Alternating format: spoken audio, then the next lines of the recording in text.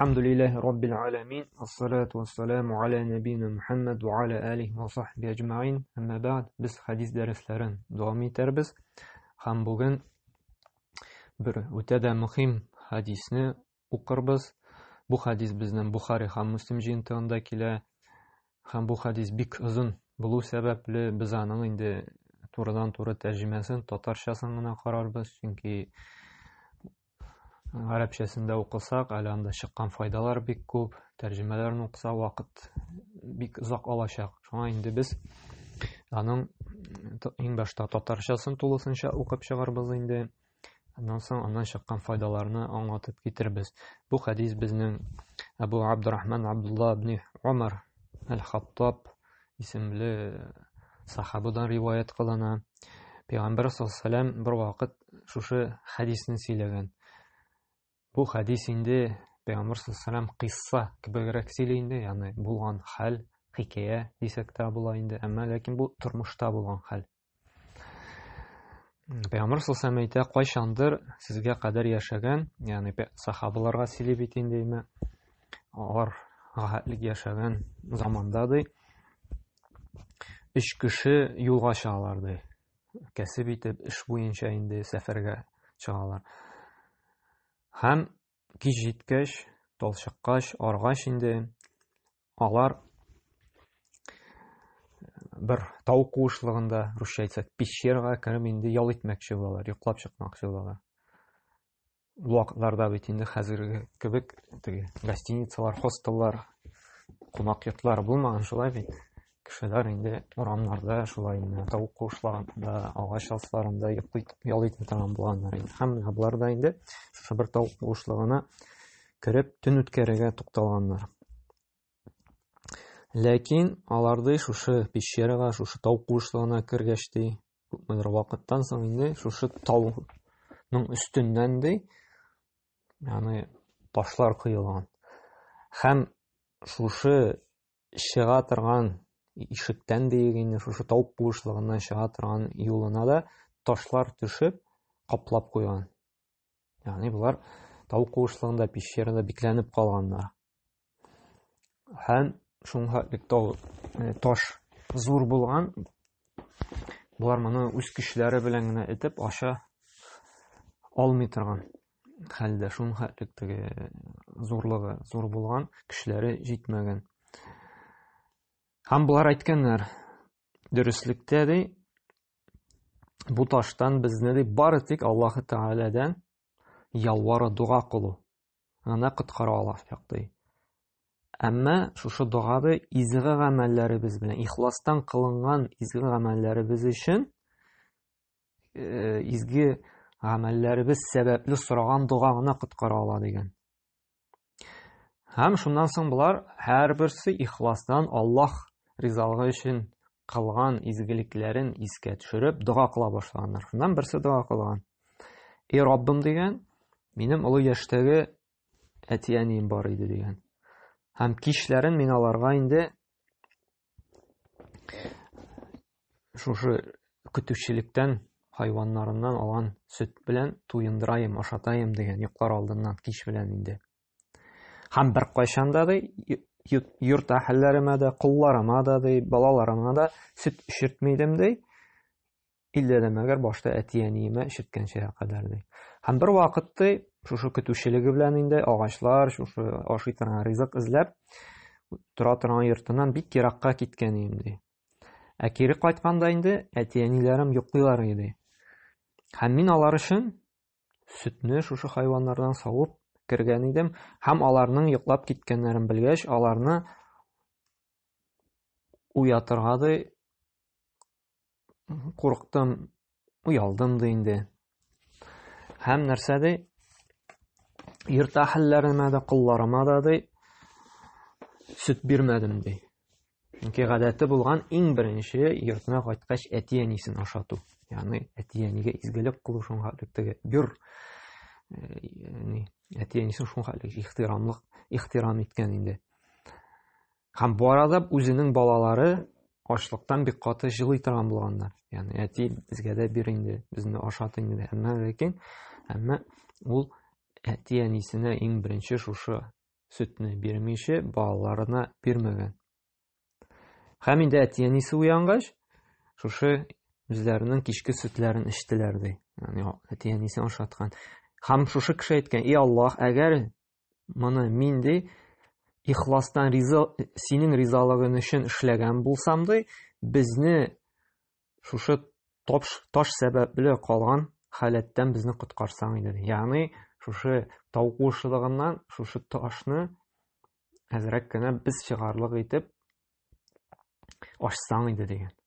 Бу күрсәтә инде бу хадистә әти-әнигә итагатлек, әти-әнигә карата ихтирамлык, әти-әнигә игелекле гамәлләр кылу.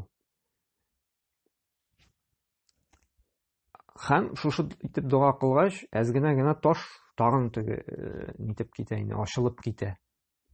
Әмма булар чыгарлык әле вакыт булмый, ара булмый. Һәм икенчесе ялвара башлый: "И Раббым, дөреслектә минем абыйның кызы бар иде." Хадистә аңлаганча двоюродный булган инде. "Мин аны бөтен кешеләргә караганда да артыграк ярата идем" дигән. Ягъни икенче бер риваятта килә: "Мин аны ирләр хатыннарны яраткан кебек шул кадәр нык ярата идем һәм аны теләдем" дигән. Ләкин ул миңа карышты дигән. Ягъни аллаһ билләһ инде шушы кыз белән зина кылмакчы булган. Һәм шулай итеп, күпмедер вакыттан соң корылык елы башланды ди. Һәм шул елны ди, корылык елында факирлектән, мохтаҗлыктан бу кыз, шушы абыйсының, дядисының дигәндә кызы моңа килә. Мохтаҗлыгыннан инде. Һәм ул аңа 120 динар бирә. Әмма шарт итеп куя моның белән йокларга инде, зина кылырга. Аллаһ Аллаһ Тәгалә безне имин кылсын мондай зур гөнаһлардан. Һәм ул моңа ризалаша. Бу кыз ризалаша мохтаҗлык аркасында. Тик чыгы юлы булмау сәбәпле инде. Һәм мин аны үземнеке итү мөмкинчелеген алгач та инде, ягъни шушы кызның ике аяр арасына утыргач, ул кыз моңа әйткән: "Аллаһтан курык" дигән. Бу мөхерне, ягъни хаксыз бузма дигән. Ягъни мөхер дигән сүз монда, ягъни бу саф кыз була инде. Һәм шушы сафлыкны хаксыз алма дип әйтә инде. Ягъни бузма дип әйтә. Һәм шуннан соң бу кеше Аллаһ Тәгаләдән куркып, аны бик каты яратса да аңа биргән алтынын калдырып чыгып китә. Ягъни Аллаһ ризалыгы өчен шушы зинаны кылмый, Аллаһтан курка. Һәм ялвара: "И Аллаһ, и Раббым, әгәр мин моны синең ризалыгың өчен ихластан эшләгән булсам, шушы гамәлне безгә шушы тау куышлыгыннан чыгарга ярдәм итсәң иде, шушы ташны тагын да шушы чыгу юлыннан ерагайтсаң иде, ачсаң иде дип, без чыгып китәргә юл бирсәң иде." Һәм таш тагын күчә. Әмма чыгырлык булмый. Һәм өченчесе ялвара башлый Аллаһ Тәгаләдән: "И Раббым, дөреслектә бер вакыт мин эшчеләр ялладым" ди. Сәүдәгәр булган була инде, моңа хезмәтчеләре була, эшчеләре була. Һәм аларның бөтенесе дә эш хакын түләп бетердем ди. Бөтенесе эш хакын алдылар ди. Зарплатасын инде. Шулай бит. Бары тик берсе генә тиешле булган хезмәт хакын алмыйча китеп барды ди. Ләкин мин аның бу акчасын тимәдем ди. Бары тик булган сәүдәмә кулландым гына. Ягъни инвестировать иткән. Бүгенге телдә әйтсәк, шушы булган капиталны инвестировать иткән үзенең бизнесына, сәүдәсенә дигән. Аның инде көтүчелеге булган. Ягъни шуңа калган акчага бу тагын инде сараклар, дияләр алган инде, тагын да үрчеткән моның акчасын инде. Эшләткән тик тормасын өчен. Һәм күпмедер вакыттан соң шушы эшче килгән моңа: "Мин сине тәвәккәл эшләгәнем, хезмәт хакын алмыйча киткәнем, менә һәр мохтаҗлык килде. кире кайтар минем хезмәт хакымны дигән. Һәм шунда бу кеше әйткән, менә синең хезмәт хакың дигән, синең зарплатаң, менә бу дияләр, сыерлар, сарыклар һәм куллар барысы да синеке дигән. Теге кеше әйткән, мыскыл итмә, шаярма минем белән, миңа тиешле хакымны гына бир дигән. Тегесе әйткән, мин синнән көлмим, мин җитди рәвештә әйтәм ди, менә бу көтүчелек барысы да синеке ди. Ягъни син эшләгән хезмәт хакымнан шушы синең акчаңа ди, мин яңа шушы сарыклар, сыерлар алып, шушы хайваннарны алып үрчеттем ди. Һәм теге кеше бер нәрсә дә әйтмичә, барысын шушы алып, шушы бөтен үрчеткән әйберне берсен дә моңа калдырмыйча, инде бөтенесен алып китә. Һәм бу кеше дә инде бер нәрсә дә әйтми. Һәм бу кеше әйтә, әгәр дә шушы гамәлне, шушы әманәтне саклап, синең өчен генә, синең ризалыгың өчен генә, синнән куркып кына эшләгән булсам ди, шушы изгелегем аша, шушы тау куышлыгыннан чыгарга безгә ярдәм итсәң, шушы ташны, шушы ишектән без чыга торган ачсаң иде дип ялвара. Һәм таш тагын да күчеп китә, ача шушы проходны, шушы юлны. Һәм кешеләр инде чыгып китә шушы тау куышлыгыннан. Бу хадис безнең Бухари һәм Муслим җыентысында килә инде. Менә бу кыйсса рәвешендә килгән хадис бик зур файдаларны үз иченә ала. Беренчедән, менә бу сахих кыйссалар Коръәндә киләме ул, шушы хадисләрдә киләме ул. Ул кешегә гыйбрәт өчен сөйләнә. Чөнки Коръәндә дә бик күп тормышта булган гыйбрәтле хикәяләр, гыйбрәтле кыссалар. Һәм ул Пәйгамбер саллаллаһу алейһи хадисләрендә бар. Менә Пәйгамбер саллаллаһу алейһи шуның берсе сөйләде. Ягъни безгә үрнәк итеп. Чөнки Коръәндә дә әйтә, Аллаһ субханаһу тааля Юсуф сүрәсендә лaqad kana fi qasasihim ibratun li ulil albab. Шушы кыссаларда ди, шушы хикәяләрдә ди инде тормышта булган гыйбрәтлеме уйланган, фикерләгән кешеләр өчен бик күп гыйбрәтләр ята ди. Һәм шуңа да безгә менә үзебезгә, балаларыбызга, дусларыбызга шушы кыссаларны укып сөйләп торырга кирәк. Чөнки хикәяне тыңлау ул җиңелрәк. Төрле историяләрдә ягрушча әйтсәк, шулай бит хикәяләр. Чөнки тормышта булгач, теге тормышчан булгач, кеше аны җиңелрәк кабул итә. Чөнки аны тормышта кулланып була. Коры сүзгә, коры теге мәкаләгә, коры мәгълүмат биргәнгә караганда, менә тормышта булган хикәяне сөйләсәң, кешенең нәфесенә күбрәк ятышлы. Һәм менә монда да инде күрсәтә, менә бу кыссадан иң зур файда нәрсә? Иң беренчесе, нинди генә син проблемага юлыксаң да, нинди генә синең авырлыклар тумасын, нинди генә кайгы, борчу, хәсрәткә юлыкмасын, иң беренче нишләргә кирәк? Аллаһы Тәгаләдән ялварырга, сорарга кирәк. Монда да бит авыр хәлгә калгач,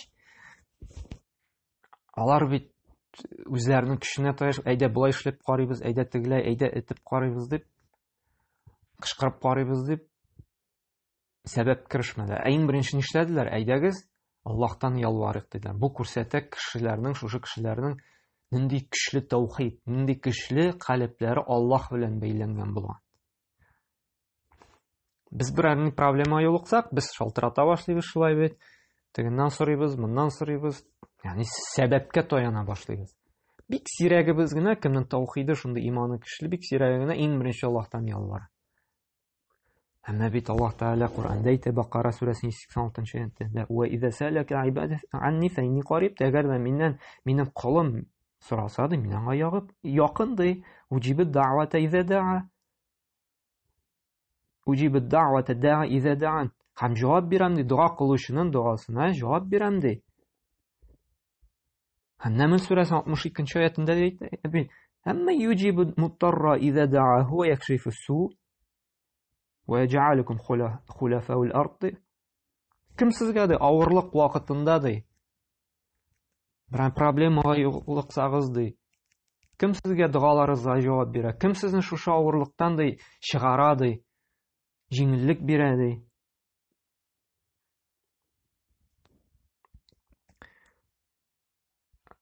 Һәм бу хикәяләргә, шушы кыссаларга Коръәндә карасак, пәйгамбәрләребез дә бит сыналды, шулай бит. Мәсәлән, Ибраһим алейхиссаламны аның кавеме утка атырга карар чыгарды, шулай бит. Аларның иләһләрен бузган, җимергән өчен. Һәм бит Ибраһим алейхиссалам аларга ялвара башламады. Мин түгел, булай итегез, тегеләй итегез. Ул бит Аллаһтан ялварды. Раббым, шушыларның zulümлыгыннан, шуларның афәтеннән, буларның явызлыгыннан сакла дип. Ничек ул безнең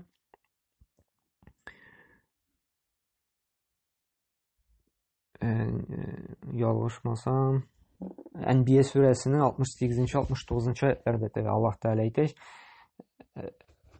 قال حرقوه وانصروا آلهتكم إن كنتم فاعلين قلنا يا نار كوني بردا وسلاما على إبراهيم دي. Кавымнары ди алан шушы яндырга карар чыгаргач ди, шушы иләһләрен инде ваткан бузган өчен Аллаһ Тәгалә әйткән шушы утка. Бик каты бит инде ушак яктылар, бик зур итеп Ибраһим алейхиссалам яндыра. Ибраһим алейхиссалам кемнән? Аллаһ Тәгаләдән ялварды.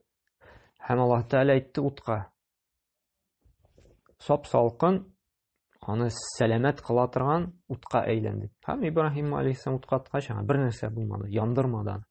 Уйлап карасаң, хәтта яндыра торган утны да Аллаһ Тәгалә аның өчен имин кылды. Һәм шулай Муса Юнус пәйгамбәрне теге зур кит юткач, балык зур юткач. Шулай Аллаһ Тәгаләгә ялварды, шулай бит. Шушы караңгылыкта фәнәдә фи зулумат алла илаһа илля анта субханака инни кунту миназ залимин фастаҗабна лаху ва наҗайнаху минал гам ва казалика нунҗил муъминин ди. Бу шулай Әнбия сүрәсенең 87-88 аятында әйтә бит. Шушы караңгылыкта калгач ди, шушы Юнус алейхиссалам ялварды ди. Ла илаһа илля ан субханака инни кунту миназ залимин дип. Дуа кылганда да галимнәр әйтә, берәрне авырлык туса ди, менә шушы сүзләрне әйтеп дуаны башларга кирәк дип. Ла илаһа илля ан, синнән башка гыйбадәткә лаеклы берни илаһ та юк. Субханака, пак барлык кимчелекләрдән дә син Раббым. Инни кунту миназ залимин, амин zulm, шушы гынах кылучылардан булган идем дип. Менә шушы сүзләрне әйтсәк, галим шушы аятка таянып инде Аллаһ Тәгалә дуабызга җавап бирәчәк. Фастаҗабна лаху ди, һәм без аңа җавап бирдек ди, ва наҗайнаху, һәм без аны шушы караңгылыктан ди коткардык ди, хайван эчендә бит зур караңгылык, шулай бит. Һәм шулай ук без ди мөэминнәрне дә коткарачакбыз ди Аллаһ Тәгалә. Шуңа да берәр начарлыкка ди бер проблема юлыксак, без иң беренче Аллаһтан ялвар. Аллаһ Тәгалә шулай эшләячәк, нинди генә авырлыкта калмасак та, утны да безгә салкынга әйләндерергә мөмкин, ташны да ул күчереп куярга мөмкин. Нинди генә куркыныч итеп машинабызны да гололедта инде бузга эләксәк, булгатса да Аллаһтан ялварабыз, Аллаһ та туры итеп бастырып куярга мөмкин. Факирлеккә душар булдык икән, эш юк икән, акча юк икән, Аллаһтан ялвардык икән, Аллаһ та акчасын да эшендә биреп куярга мөмкин. Ниндидер неизлечимый авырта башладык икән, Аллаһ Тәгаләдән ялвардык икән, Аллаһ та сәбәбен чыгарырга мөмкин, дуалап та куярга мөмкин. Чөнки бар нәрсә дә Аллаһ Тәгаләдән. Һәм Пәйгамбәр саллаллаһу алейһи ва сәлләм дә балаларны хәтта кичкенәләрне дә өйрәтте. Нәрсә ихфазы ла ихфаз диде. Ничек Тирмизи җыентында килеш, кичкенә генә үзенең теге абыйсының малаен Ибн Аббасны бит өйрәтә. Аллаһны сакла, Аллаһның теге шикләрен сакла, Аллаһ сине саклар ди. Әгәр дә сорасаң да, вайда сәлтә фәсәлиллә, әгәр дә сорыйсың бер хаҗәтең булса да, Аллаһ Тәгаләдән сора ди. Ярдәм кирәк булса да, вайда стаанта фастаин билләh, ярдәм кирәк булса да, Аллаһтан сора ди. Шунда Имам ан-Науи әйтә, шушы хадисти күрсәтә ди, безгә ди, әгәр дә берәр күңел төшкән вакытта, берәр нинди авырлыкка дучар вакытта ди, иң беренче Аллаһка ялварырга кирәк. Менә шушы кыйсса безне шуңа өйрәтә. һәм өйрәтә изге гамәлләрне ихластан Аллаһ өчен генә кылырга, әгәр дә без шушы авырлык вакытында коткаруны өмет итсәк. Шушы авырлык килсә, котыласыбыз килсә, шушы авырлыктан, шушы начарлыктан, шушы проблемалардан. Чөнки әгәр дә без үзебезне изге гамәлләрне вәсилә итеп, тәвәссүл итеп алсак, сәбәп итеп алсак, ey Раббым, шушы кылган изгелегем сәбәпле мине шушы проблемадан арындыруны телим. Шушы изгелек сәбәпле шушы миңа килгән авырудан шифа бирүеңне телим. Ey Раббым, шушы кылган изгелегем сәбәпле миңа шушы фақирлектән чыгарга, эшсезлектән чыгарга ярдәм итсәң иде дип. Ey Раббым, шушы кеше белән арабыз бозылды, дошман булдык. Шушы кылган изгелек белән безне дуслаштырсаң иде, безне бер-беребезгә дошман кылмасаң иде дип, шундый ихлас гамәлләребез булса, Аллаһ Тәгаләгә без изге гамәлләребез аша ялвара алабыз. Һәм шушындый изге гамәлләр белән кылынган дугага җавап килү ихтималы күбрәк.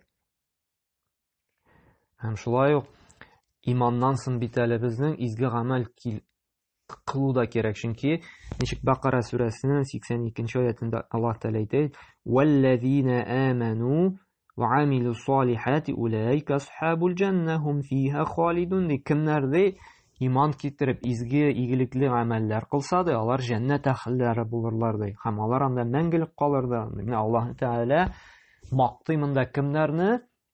Ихластан иман китереп, игелекле шундый Аллаһ өчен, Аллаһтан савап өмет итеп, Аллаһтан ярдәм өмет итеп кылган изге гамәлләрне мактый. Иннәлләзина аману ва амилу салихати инна ла нуди'у аҗра ман ахсана амала ди. Каф сүрәсенең 82-нче аятында. Кемнәр иман китереп изге гамәлләр кылса да, без аларның әҗерләрен бер дә киметмибез ди. Әгәр дә алар шушы гамәлләрен ихластан Аллаһ өчен, кеше өчен түгел, кеше мактасын өчен дә түгел. Кара бу кеше арасында дан шөһрәт казаныйм әле дип. Безнең бит бүгенге көндә ни проблема? Менә бүгенге күнгә бу хадис бигрәк тә актуаль. Ни өчен? Безнең күп кенә кылынган гамәлләр кеше өчен ята. Начальство мактасын өчен, анда күрше күрсен өчен, имам күрсен өчен, анда тагы берәрне влиятельный кеше күрсен өчен дип, кеше өчен кылабыз күп гамәлләрне.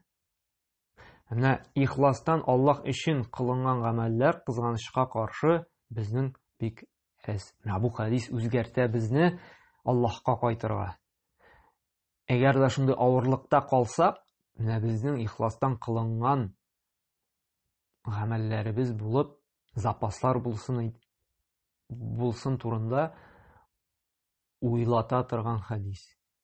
Менә уйлыйк, әгәр дә мин шундый тормыш китереп сукты икән, бер авыр сынау белән сыртны сындырды икән, бер проблема туды икән, менә минем бармы менә ихластан Аллаһтан ялварлык изге гамәлем.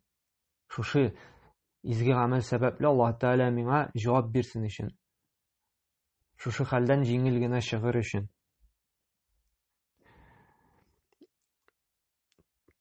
Муснад Ахмад җинтыгында да килә бит шундый хадис. Инна Аллаһ иза арада би абдин хайран ди, әгәр дә Аллаһ Тәгалә бер кулына хәерлек теләсә ди, юаффикуху ли амали салих ди. Ул аңа ди тауфик бирә ди изге гамәл кылырга ди. Шуңа да без изге гамәлләргә омтылабыз икән, ихластан белик, Аллаһ Тәгалә безгә хәерлек тели. Һәм тагын шушы кыссада нинди зур файда алабыз? Иң беренче нәрсә килде монда? Биррул валидейн, әти-әнигә изгелек кылу. Безнең динебез һәр вакытта да чакыра әти-әнигә һәр вакытта да ихтирам белән карарга. Алар изге гамәлләр кылса, аларга итагать итәргә, гөнаһлы гамәлгә инде икән, мәчеткә йөрмә, намаз укыма, ураза тотма, яулык кимә, сакал җибәрмә дип анда башка төрле изге гамәлләрдән тыя икән, бу вакытта әти-әнигә итагать итәргә ярамый. Чөнки Аллаһ Тәгаләнең бу әмерләре. Әмма изге гамәлләрдә, анда улым шунда алып барып кайт мине, улым анда шушы әйберне алып кайтып бир миңа, шушындый изге гамәлләрдән куша икән, без үтәргә тиешбез. Көчебездән килгәнчә әти-әниләргә матди яктан да, киңәш белән дә ярдәм итәргә тиешбез. Чөнки әти-әни бу дөньяга килүебезнең сәбәпчеләре. Әти-әни дә барлык кешеләрне дә Аллаһ Тәгалә барлыкка китерә. Шуңа күрә тәүхидтән, Аллаһка гыйбадәт кылудан соң әти-әни хакы бара. Мәсәлән, Кур'ан аятларына карасак, мәсәлән, Ниса сүрәсенең 36-нчы аятын карасак, "Ва'будуллаһ ва ла тушрику бихи шай'a ва бил валидайни ихсана" дип карагыз. Аллаһка гыйбадәт кылыгыз ди, аның белән бер нәрсәне дә тиңләмәгез ди, ширк кылмагыз ди. Һәм ди, әти-әнигә ихсан, изгелек кылыгыз ди. Һәм шулай ук Исра сүрәсенең 23-нче аятында әйтә: "Ва қада раббука алла та'буду илля ияһу ва бил валидайни ихсана" ди. Сезгә ди әмер ителде ди, Аллаһ Тәгаләгә генә гыйбадәт кылырга, аңнан башка бер кемгә дә гыйбадәт кылмаска, һәм әти-әнигезгә ихтирамлы, игелекле, хәерле бала булырга. Һәм шулай Анкабут сүрәсендә дә әйтә: "Вассайнал инсана биwalidayhi хусна" ди. Без ди кешегә дә әмер иттек ди, васыят кылдык ди, әти-әнисенә итәгатьле булырга ди. Күрәбезме, монда әти-әни белән ихсан кылу һәр вакытта да бара, Аллаһның бер үзенә гыйбадәт кылу. Күрсәк, тәүхид шуңхатлы әһәмиятле әйбер. Аллаһның бер үзенә гыйбадәт кылу. Шуннан соң, русча әйтсәк, сразу же, туп-туры килә әти-әнигә ихтирам. Чөнки әти-әни бу дөньяга барлыкка килүебезнең төп сәбәбе. Чөнки бит Аллаһ Тәгалә дә бу дөньяга барлыкка китерүебезне китерүче һәм безгә ризык бирүче, барлык яхшылыкны тудыручы. Һәм шушы барлык яхшылыкны бирә кешегә Аллаһ Тәгалә әти-әни аша. Ризыгын да бирә әти-әни аша. Шулай бит, тәрбияне дә бирә әти-әни аша. Җылы йортларны да әти-әни аша бирә. Шуңа күрә әти-әнигә динебездә ихтирам бик зур. Һәм монда да бу хадистә өйрәтә, менә бу кеше ничек әти-әнисенә итәгатьле булган. Әти-әнисенә ни хөрмәт күрсәткән. Балалары сораса да әти-әнисенә бирмичә эшләмәгән. Безнең инде бүгенге көндә киресенчә шулай. Балалар өстенрәк әти-әнигә караганда. Бала нәрсә әйтсә, шуны эшли. Әти-әни икенче планда калды. Кызганычка каршы. Һәм без уйланыйк, әти-әнибезгә шуңа ихластан кылган изгелекләребез бармы? Әгәр булай бер авырлык туса тормышыбызда, гомеребездә шундый бер олы чокырга төшеп китсәк, шушы чокырдан чыгарга ярдәм итә торган, ихластан кылган әти-әнибезгә кылган изгелекләребез бармы? Аллаһтан сорар өчен, коткар мине шушы чокырдан чыгарга дип.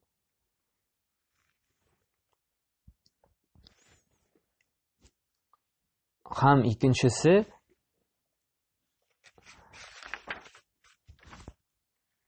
гыйффәтле, намусны саклау. Икенче кеше зина кылмыйча кала. Шулай бит?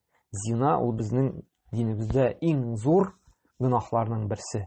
Ягъни никахсыз хатын белән йоклау яки ир белән йоклау. Хатын-кызларга кагыла. Никах булмый икән. Бүгенге көндә күп бит гражданский брак диләр, кичәгалар, яшьләр йөриләр бер-берсе белән инде шушы зина кылып, җинси мөнәсәбәткә кереп йөргән. Бу бик бозык, өммәтне боза торган, төрле ширләр тудыра торган, бу ВИЧ, СПИД турында җинтеге пычрак авыртулар шушы зина аркасында таралды инде. Һәм гомумән бу пандемиялар килүдә бүгенге көндә күп кеше авыртулар шушы шир аркасында. Чөнки берәр кавымда, берәр җирлектә риба белән зина таралды икән, Аллаһ Тәгаләнең газабын шушы кавым үзенә хәләл кыла. Шулай бит? Бүгенге көндә дә без аны күрәбез инде. Һәм Аллаһның шәүләсе астында, Аллаһ астында кыямәт көнендә 7 кеше булачак. Шуларның берсе нәрсә? Әгәр дә шушындый бик матур, бик чибәр, бик бай хатын-кыз үзе белән зина кылырга чакыра икән, һәм теге ират, теге малай, мин Аллаһтан куркам дип кала икән, шушы зина кылмый икән, Аллаһ Тәгаләнең үз шәүләсе астына калачак. Һәм шуңа күрә без нәфескә, шәһвәткә бирелмичә үзебезне шушы зинадан, фәхиш гамәлдән коткарабыз икән, Аллаһ Тәгаләдән безнең саклавы, ярдәме һәм уңышка илтә торган төп ярдәме сәбәбе булачак. وأما من خاف مقام ربه ونهى النفس عن الهوى فإن الجنة هي المأوى. Кем ди Аллаһтан курыкты ди, Раббысыннан ди, һәм үзенең нәфесен шушы фәхишлекләрдән тыйды икән ди, аның урыны иң зур дәрәҗәсе нәрсә ди? Җәннәт булыр ди. Һәм өченчесе нәрсә? Әманәтләрне саклау. Ягъни менә бу кеше нишләгән? Өченче төрі тиешле хезмәт хакын үзенә тотып бетермәгән. Саклаган аны, саклаган гына түгел әле, хәерлесе белән аны тагын да күбәйткән. Менә бүген көндә күп ишетергә килә, менә шушы суммага эшләргә дип килешкән идек, кимсетте, тиешле суммасын бирмәде, хезмәт хакын кысты, зөлемлек кылды дип. Ислам дини чакыра киресенчә, гадел булырга. Сөйләштең икән шушы эшне, мәсәлән, 100 меңгә эшләргә. Әгәр дә ул тиешенчә шулай эшне эшләде икән, сөйләшкән, 100 меңне бирергә тиешсең. Бүген көндә күп кенә начальство диек инде, үзенә эшләтүчеләр нишлиләр?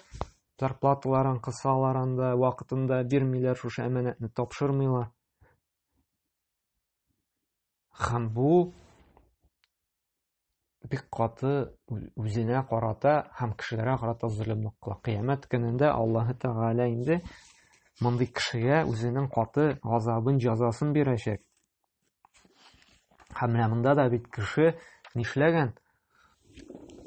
Әманәтне кайтарган. Шулай бит? Әле кайтару гына түгел, тиешле хезмәт хакын гына түгел, өстәп тә биргән. Шуңа да әгәр дә без кешеләр белән мөнәсәбәт кылабыз икән, без ихластан гадел муамалат кылырга тиешбез. Сөйләшкәннәрне, килешүләрне үтәргә. Бүген көндә килешүләр бик сирәк үтәлә. Шулай бит? Күпме кеше зарлана. Шундый килешү төзелгән ик, бузылды, үтәлмәде дип. Менә бу хәдистә өйрәтә безне һәр гамәлдә ихлас булырга. Әгәр дә без рия өчен, кеше өчен, ниндидер бу дөнья максаты белән бер гамәл кылабыз икән, берәр авырлыкта калсак, Аллаһ Тәгаләдән ялварасы була икән, безнең гамәлләр булмаска мөмкин. Изге гамәлләребез сәбәп булып тора икән, бик зур сәбәп булып, дугаларыбызга җавап булуга. Шуңа да бер авырлыкта калсак, үзебезнең тормышыбызда сыналсак, йыгылсак, авыр сынау белән, һәм шушы бәла-казаны, проблеманы үзебез теләгәнчә генә, без теләгәнчә җиңеп чыгуын телибез икән, яхшы нәтиҗәләргә ирешеп, лаймы? Безне коткара икән, бер сәбәп була икән шушы изге гамәлләребез. Я Раббым, шундый ихластан синең өчен гамәл кылганым, шушы сынаудан мине коткарсаң иде, чыгарсаң иде дип. Шуңа да менә бу гыйбрәтле хәдис, кыйсса диек, безне өйрәтә иң беренче ихлас булырга. Икенче өйрәтә күңелләрне Аллаһ белән бәйләргә. Өченчедән әти-әнигә изгелек кылырга. Дүртенчедән зинадан намусны, гыйффәтне сакларга. Һәм бишенчедән әманәтне үтәргә. Кеше белән килешкән килешүләрне сакларга. Кешене эшләттек икән, сөйләшкән суммада хезмәт хакын аңа кайтарырга. Кыерсытмаска. Һәм Аллаһ Тәгалә безнең кирәк вакытта, без авырлыкта калганда, шушы ихлас гамәлләребез белән безгә чыгу юлын бирәчәк. Бигрәк тә бүген көндә бик тә кирәк шушындый көчле ярдәм. Аллаһ Тәгалә ул президенттан да өстенрәк, патшадан да өстенрәк, ниндидер бай миллиардер, триллионерлардан да өстенрәк, чөнки шул президентның да, шушы миллиардерның да, шушы байның да хуҗасы Аллаһ. Без битне өмет итәбез, ул шушындый президентны белсәм, шушындый патшаны белсәм, миңа ярдәме тиер, мине коткарыр, мине саклар иде, миңа булышыр. Аллаһ Тәгалә бит алардан да өстенрәк. Аларга караганда да көчлерәк файда бирә ала, ярдәм итә ала. Чөнки нинди генә бай булмасын, нинди президент булма, ул бит барыбер загыйдән. Акчасы аның бетергә мөмкин, аны алдалап утыртып куйырга мөмкин төрмәгә, шулай бит. Аның инде картаеп үлеп китергә мөмкин. Всё, бетте аның ярдәм бүтән. Аллаһ Тәала мәңгелек. Ул һәр вакытта да ишетә, күрә, һәр вакытта да ярдәм итеп тора ала. Байлыгы бер кайчан да кимими. Кешенең байлыгы кимими. Шуңа күрә менә бу хадис, бу гыйбрәтле кыйсса өйрәтә безне күңелләрне Аллаһ белән бәйләп, Аллаһка гына тәвәккәл кылырга, Аллаһтан гына өмет итәргә, Аллаһтан гына сорарга һәм тормышыбызны Аллаһ белән генә бәйләп яшәргә. Һәм безгә шушындай ныклы иман, шундый көчле таухид Аллаһ белән генә бәйләнеш бирсен иде. Һәр вакытта да нинди генә проблема булса да Аллаһтан сорыйк. Чыгу юлын Аллаһтан өмет итик. Субханака ва бихамдик ва ашһаду ан ла илля ант астагфирука ва атубу илейк.